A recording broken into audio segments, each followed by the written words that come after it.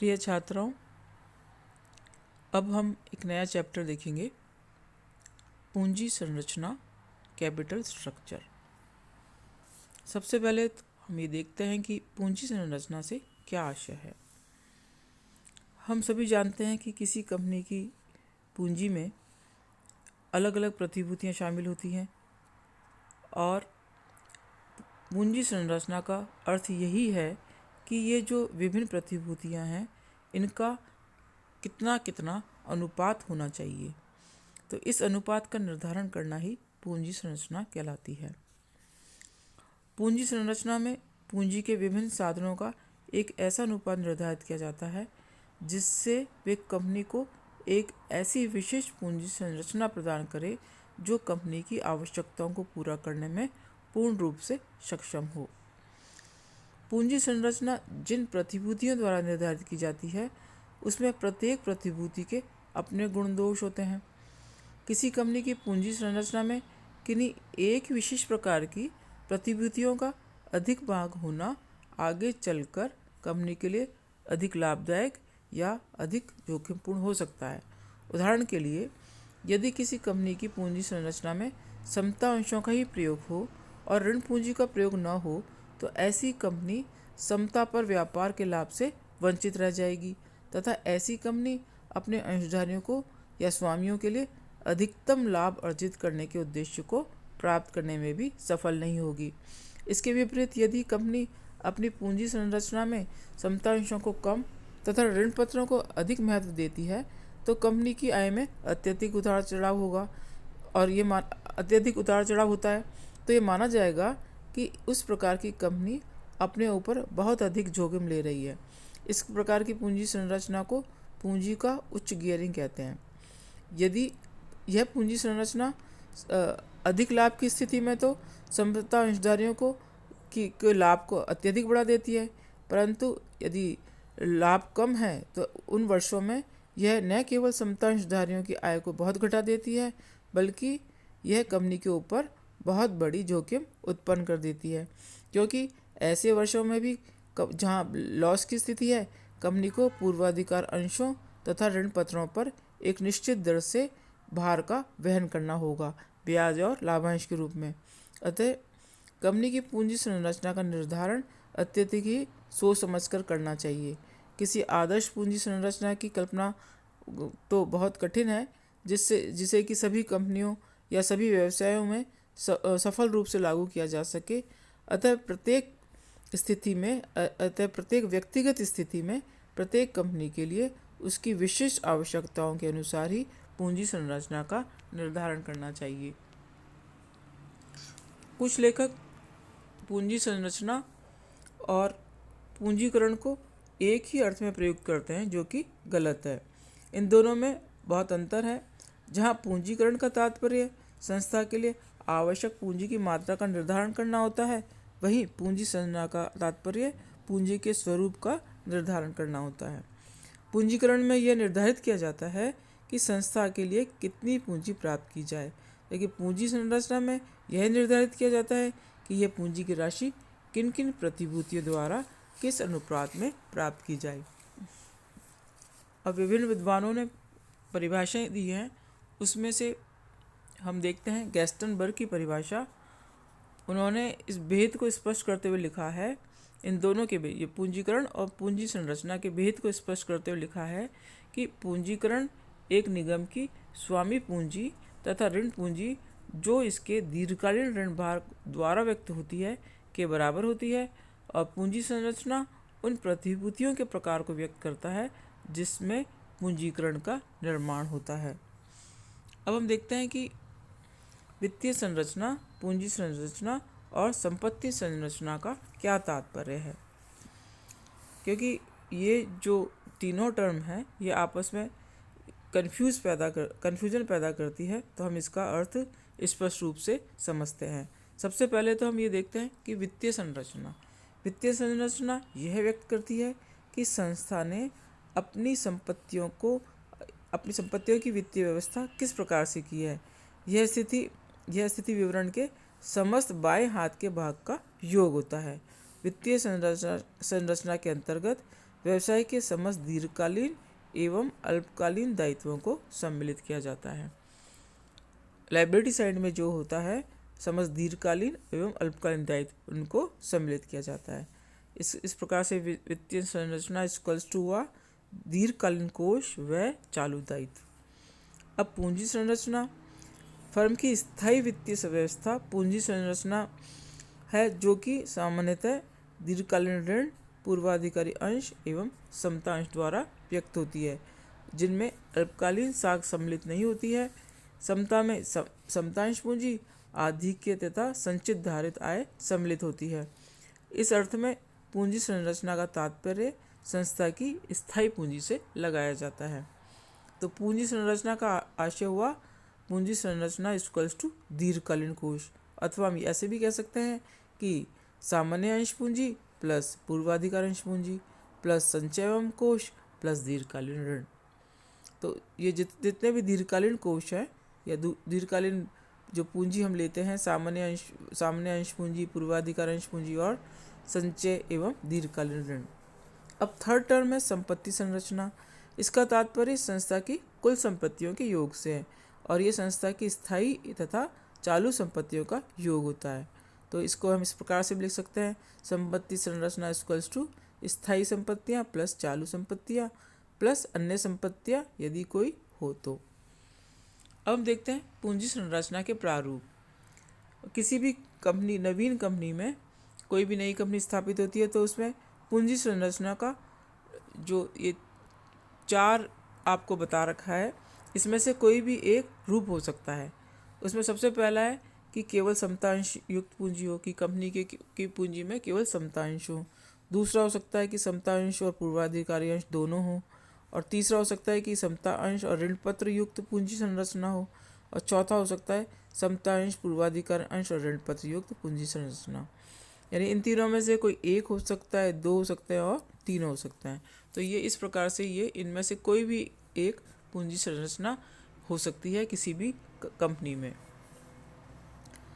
यह अब इसमें से कौन सी पूंजी संरचना का चुनाव करना है, यह डिपेंड करता है व्यवसाय की प्रकृति पर, आय की निश्चितता पर या नियमितता पर, या जो पूंजी बाजार की स्थिति है उस पर, या विनियोक्ताओं के जो दृष्टिकोण है उस पर निर्भर करती है। पूंजी संरचना को प्रभावित करने वाले तत्वों का वर्णन अभी हम आगे पढ़ेंगे। यहाँ पर हम केवल एक बिंदु पर बल देना चाहेंगे कि वह ऋण एवं समता में अंतर। ऋण एक दायित्व होता है, आप सभी जानते हैं, जिस पर ब्याज चुकाना होता है, चाहे संस्था की लाभ की स्थिति कैसी भी हो। जबकि समता अंशधारी कंपनी के स्वामी होते हैं, जिनको कि लाभांश का भुगतान कंपनी की लाभदायकता पर निर्भर करता है। कंपनी की पूंजी संरचना में ऋण का ऊंचा अनुपात जोखिम को बढ़ाता है तथा प्रतिकूल परिस्थितियों में कंपनी की वित्तीय दिवालियापन की स्थिति में भी ले जा सकता है। ऋण द्वारा साधन प्राप्त करना अंशों के द्वारा साधन प्राप्त करने की तुलना में सस्ता होता है, क्योंकि ऋण पर देय ब्याज कर की दृष्टि से व्यय माना जाता है तथा उसके लिए कर से छूट भी प्राप्त होती है। लाभांश कंपनी में लाभों का समायोजन माना जाता है, अतः लाभांश भुगतान में कंपनी को कर में कोई छूट नहीं होती।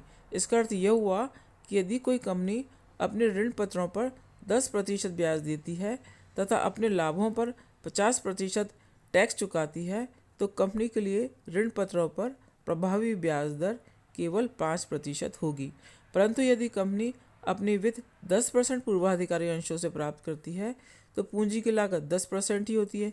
इसलिए ऋण द्वारा वित्त प्राप्त करना सस्ता होता है तथा यह अंशधारियों के लिए ऊंचे लाभ को संभव बनाता है।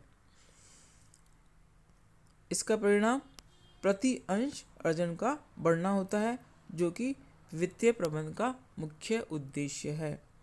अब हम इन उदाहरणों की सहायता से देखेंगे कि पूंजी संरचना में ऋण समता के मिलान में परिवर्तन करने पर प्रति अंश अर्जन या अर्निंग पर शेयर पर क्या प्रभाव पड़ता है।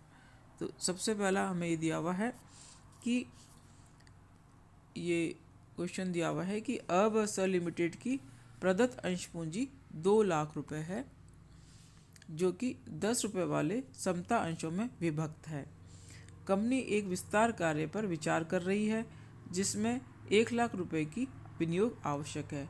कंपनी प्रबंध इस राशि की व्यवस्था के लिए अग्र विकल्पों पर विचार कर रहा है, जिसमें पहला है 10% ऋण पत्र व एक ऋण पत्र रुपये 1,00,000 मूल्य का निर्गमन। दूसरा है 12% 10,000 पूर्वाधिकार अंश, प्रत्येक का मूल्य 10 का निर्गमन। और तीसरा है 10,000 समता अंशों, जिसमें प्रत्येक का अंकित मूल्य रुपये 10 का निर्गमन। कंपनी की वर्तमान आय ब्याज तथा कर पूर्व 80,000 है। आप उपरोक्त वित्त प्राप्ति की विधियों के प्रति अंश अर्जन या आय पर प्रभाव बताइए, यह मानते हुए कि ब्याज व कर पूर्व आय विस्तार कार्यक्रम के बाद भी स्थिर रहती है तथा ब्याज व कर पूर्व आय रुपये 20,000 बढ़ जाती है। ये 2 क्वेश्चन हैं। अब देखिए हम किस प्रकार से बनाते हैं। इसमें हम पहला बनाएंगे when earning before interest and tax is 80,000। आपको ये क्वेश्चन में दिया हुआ है कि यदि 80,000 है, ये कंपनी की वर्तमान आय व ब्याज वर्तमान आय ब्याज तथा कर पूर्व 80,000 है। ये देखिए यदि 80,000 है। अब देखिए पहली स्थिति में बताया है कि सबसे पहले हमें लेना है कि 10% ऋण पत्र और 10% ऋण पत्र 1,00,000 मूल्य का निर्गमन। पहली कौन सी कंडीशन बताई है? When earning before interest is 80,000। यानी सबसे पहले तो ये देख रहे हैं कि वर्तमान में क्या स्थिति है, उसके बाद हम देखेंगे वर्तमान स्थिति। देखते हैं प्रेजेंट स्थिति। ये देखिए सबसे पहले तो ऑल इक्विटी हो, ऑल इक्विटी। इसके बाद इक्विटी प्लस डेट है।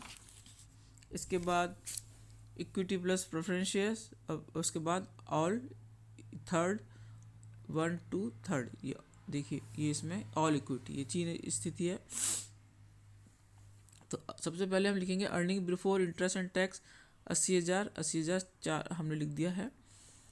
अब इसमें से हमें इंटरेस्ट लेस करेंगे। इंटरेस्ट अभी ऑल इक्विटी में कोई इंटरेस्ट नहीं है, सारी इक्विटी है। अब इसमें इक्विटी प्लस डेट, इसमें 10 इक्विटी प्लस डेट हैं, तो ये हो गई आपकी अर्निंग बिफोर इंटरेस्ट। इंटरेस्ट आप कितना देंगे? 1,00,000 रुपये पर 10% की दर से। पहली स्थिति में बताइए कि 1,00,000 रुपये ऋण का अगर हम उपयोग करते हैं तो 1,00,000 रुपये पर 10% की दर से 10,000 ये इंटरेस्ट हो गया। दूसरी स्थिति है कि 12% पूर्वाधिकार अंश, तो 12% नहीं, पहली स्थिति में तो हम केवल इंटरेस्ट लेंगे, डिविडेंड हम नीचे लेस करेंगे, तो ये हो जाएगा प्रॉफिट बिफोर टैक्स। हमने इंटरेस्ट लेस कर दिया, तो ये पहली स्थिति में 80,000 70,000 80,000 80,000। अब देखिए लेस टैक्स हम माइनस कर देंगे, जो कि 50% की दर से 40,000 35,000 और 40,000 40,000। तो ये हो गया आपका प्रॉफिट आफ्टर टैक्स 40,000 35,000 40,000 और 40,000। अब यदि 12% की दर से हमें डिविडेंड देना है तो हमको डिविडेंड टैक्स के बाद देना होता है, तो ये कंडीशन ये यहाँ पे है। तो 1,00,000 रुपये 12% की दर से 12,000, तो ये हम माइनस कर देंगे। अब profit for equity share holders, ये माइनस करने के बाद पहली कंडीशन में 40,000, दूसरे में 35,000, ये तीसरी में 12,000 डिविडेंड और देना पड़ा, तो 28,000 और ये 40,000। तो ये हो गया। ये प्रॉफिट जो बचा है वो इक्विटी शेयर होल्डर्स के लिए है। अब हम नंबर ऑफ इक्विटी शेयर्स 20,000 हैं, इससे डिवाइड कर देते हैं, तो अर्निंग पर शेयर आया 2 1.75 1.40 1.33। और dilution against initial EPS of ₹2, ये मैं आपको बाद में समझाऊंगी क्या चीज़ है। तो इस प्रकार से हमने देखा कि हम क्या अर्निंग पर शेयर किस स्थिति में सबसे ज़्यादा है। ऑल इक्विटी 2, इसमें 1.75, दूसरे में 1.40 और 1.33। अब हम देखते हैं कि when earning before interest and tax 1,00,000 हो तो क्या फ़ायदा होगा, क्या अंतर आएगा। ये तो हमने देखा कि 80,000 है तो क्या अर्निंग पर शेयर रहा, ये हमने देखा। 3 स्थिति हमें बताई हुई है। ये तो प्रेजेंट स्थिति है, ये वाला 40 वाला ऑल इक्विटी तो प्रेजेंट स्थिति है। अब इसमें हमने को 3 क्वेश्चन में 3 दिया हुआ था कि 10,000 के ऋण पत्र 1,00,000 रुपये के ऋण पत्र इशू कर लें, या 10,000 12% पूर्वाधिकार इशू कर लें, या थर्ड हम सारे ही समताश्रक हैं। ये था 80,000 प्रॉफिट पर। अब ये 1,00,000 प्रॉफिट पे देखिए क्या स्थिति है। उसी प्रकार से हम करेंगे 80,000 यहाँ, ये देखिए अर्निंग ये 1,00,000 1,00,000 1,00,000। इसमें हम सबसे पहले टैक्स घटाएंगे 10,000, तो ये हो गया 80,000 90,000 1,00,000 और 1,00,000। इसके बाद हम टैक्स लेस करेंगे 50%, ये हमने टैक्स लेस कर दिया है। ये बचा 40,000 45,000 50,000 और 50,000। इसके बाद हम प्रेफरेंस डिविडेंड उसी प्रकार से माइनस करेंगे, तो ये बचेगा 40,000 45,000 38,000 और 50,000। अब नंबर ऑफ़ इक्विटी शेयर्स 20,000 20,000 20,000, तो हमने ये माइनस किया तो ये आया 2.25 1.90 और 1.67।